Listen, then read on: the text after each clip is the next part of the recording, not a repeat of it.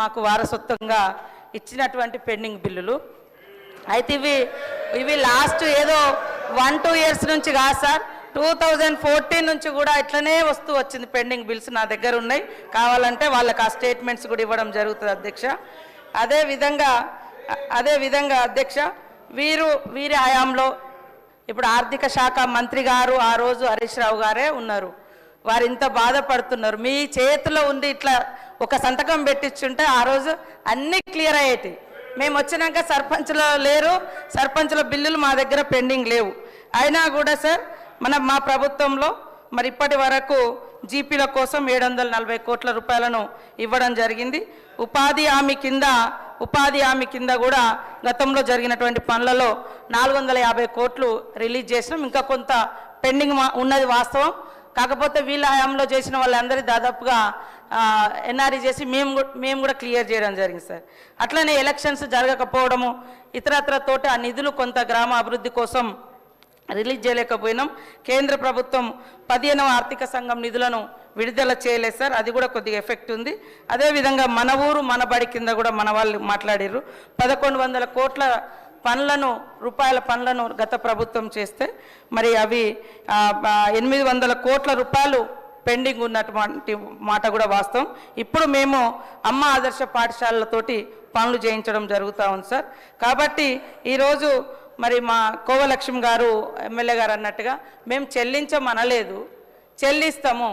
మీరు ఇచ్చిపోయినటువంటి వారసత్వం పెండింగ్ బిల్లులు అప్పులు ఆర్థిక వ్యవస్థ బాగలేదు కాబట్టి సర్దుబాటు చేస్తున్నాం కొద్దిగా టైం అడుగుతున్నాం కానీ మేము చెల్లించలేదు అని అనలేదు సాక్షాత్తు ఆర్థిక శాఖ ఆనాటి మంత్రి గారు ఉండి ఈసారి చాలాసార్లు మాట్లాడుతున్నారు ఈ సబ్జెక్టు మీరు ఒక్క సంతకం పెట్టి ఉంటే 600 కోట్లు ఆ రోజే రిలీజ్ అయ్యేది కానీ మరి బీఆర్ఎస్ అంటే బకాయిల రాష్ట్ర సమితి లాగా మాకు ఇచ్చిపోయినరు అదే వారసత్వంతో మరి మేము చెల్లించలేని పరిస్థితి ఉంది కానీ తప్పకుండా సర్పంచులు అందరి సంబంధించినటువంటి సర్పంచులు ఉన్నారు వాళ్ళ బాధ మాకు తెలుసు వాళ్ళు ఆత్మహత్యలు చేసుకున్నారు మీ హయాంలో చాలామంది రకరకాల ఇబ్బందులు పడ్డారు కాబట్టి సానుభూతితో ఉన్నాం సకాలంలో రిలీజ్ చేసేందుకు ఆర్థిక శాఖ మంత్రులను కూడా నేను వేదిక ద్వారా కూడా కోరుతా ఉన్నాం మీ తరఫున కూడా నేను మాట్లాడుతూ ఉన్నా నమస్తే క్వశ్చన్ నంబర్ 566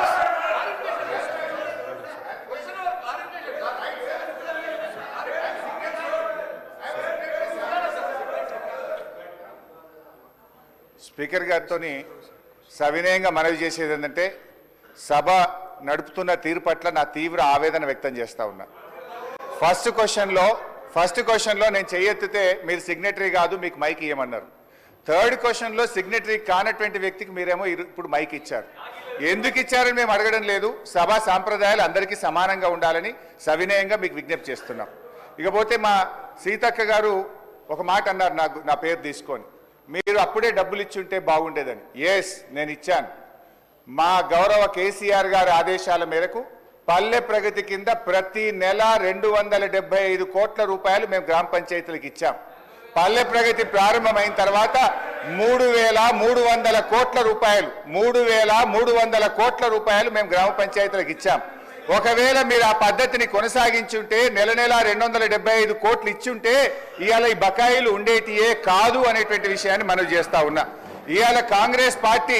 ఈ సర్పంచుల పాలిట పేద కాంట్రాక్టర్లు ఎంపీటీసీలు జెడ్పీటీసీల పాలిట ఈ హస్తం గుర్తు భస్మాసుర హస్తమై కూర్చున్నది ఇవాళ వాళ్ళ ఉసురు పోసుకుంటున్నారు సో దయచేసి మంత్రి గారిని నేను స్పష్టంగా అడిగా సంవత్సర కాలంలో మీరు క్లియర్ చేయలేదు ఒక్క నవంబర్లో బడా కాంట్రాక్టర్లకు 1,200 ఇచ్చారు అందులో సగం ఇస్తే సర్పంచ్ల బిల్లులు క్లియర్ అవుతుండే ఎప్పట్లోకి ఇస్తారో స్పష్టంగా చెప్పండి అంటే త్వరలో ఇస్తాం చూస్తాం చేస్తామన్నారు ఏడాది అయినాక కూడా చూస్తాం చేస్తామనేటువంటి మరి బాధ్యతారహితమైన సమాధానం మంత్రి గారి నుంచి వచ్చినందుకు ఈ సభ నుంచి మా తీవ్ర నిరసన తెలియజేస్తూ వాకౌట్ చేస్తున్నాం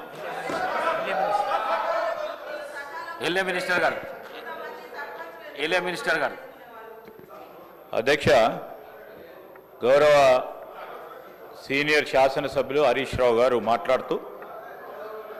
ప్రతి నెల 270 కోట్ల రూపాయలు రిలీజ్ చేసిన తర్వాత బకాయిలు ఉంటాయి అధ్యక్ష మేము డిసెంబర్లో ప్రభుత్వాన్ని ఏర్పాటు చేయడం జరిగింది ఫిబ్రవరి మాసంలో సర్పంచుల పదవీ కాలం పూర్తయింది ఒకవేళ ఉన్నా ఒక నెల కాల సంబంధించిన బకాయిలు ఉంటుండే. ఆయనేమో ఒక పక్షాన 270 కోట్ల రూపాయలు ప్రతి నెల ఇచ్చాము అని చెప్పినప్పుడు బకాయిలు ఎక్కడికి అధ్యక్ష? ఎక్కడైనా తీసుకొచ్చి పెట్టుకున్నారు అధ్యక్ష? ఈరోజు వారి ప్రభుత్వ హయాంలో సర్పంచులు ఉప సర్పంచులు ఆత్మహత్య చేసుకున్నారు. వారు సమాధానం చెప్పాలా? ఈరోజు గౌరవ మా పంచాయతీరాజ్ శాఖ మంత్రివర్యులు చెప్పారు, ఏ విధంగానైతే బకాయిలు మా నెత్తిపైన పెట్టి వారి ప్రభుత్వం ఆ రోజు మేము తీసుకున్న వారసత్వాన్ని ఒకటి తర్వాత ఒకటి పూరించే ప్రయత్నం చేస్తూ ఉన్నాం. ఈరోజు కూడా సర్పంచులకు కానీ ఎంపీటీసీలకు సంబంధించింది కానీ జెడ్పీటీసీలకు సంబంధించిన ఏవైతే బకాయిలు గత ప్రభుత్వాలు ఇవ్వకుండా పోయినాయో ఒకటి తర్వాత ఒకటి పూరించే కార్యక్రమం చేస్తూ ఉన్న సందర్భాన్ని ఈరోజు మరొక్కసారి మా గౌరవ సర్పంచులు మాజీ సర్పంచులకి ఇతర సభ్యులకు కూడా మేము మీ ద్వారా తెలియజేస్తా ఉన్నాం అధ్యక్ష. ఇంకోటి కూడా గౌరవ సభ్యులు చాలామంది సీనియర్ శాసనసభ్యులు ఉన్నారు ఇక్కడ. క్వశ్చన్ అవర్స్కి సంబంధించి క్లారిఫికేషన్స్ ఉండవు, సభను పక్కదారి పట్టించే కార్యక్రమం చేస్తున్నారు. సరే, గౌరవ శాసనసభాపతి గారు మీరు ఆ స్థానంలో ఉండి ఇంకేదైనా సమాధానం అక్కడ కూర్చున్న మాజీ సర్పంచ్ సోదరులకు ఉపయోగపడే విధంగా ఏదైనా అడుగుతారంటే సభను ప్రక్కదారి పట్టించి కేవలం రాజకీయాల ఉద్దేశంతో వారి పరిపతిని పెంచుకునే ప్రయత్నం చేస్తాను. నేను దయచేసి స్పీకర్ గారిని కోరుతా ఉన్నాం అధ్యక్ష, క్వశ్చన్ అవర్లో క్లారిఫికేషన్స్ సంబంధించి ఆలోచన చేయమని కోరుతా ఉన్నాం అధ్యక్ష. క్వశ్చన్ నెంబర్ 566, మాదిరెడ్డిపల్లి చెరువులో నీటి కాలుష్యం. పరిశ్రమల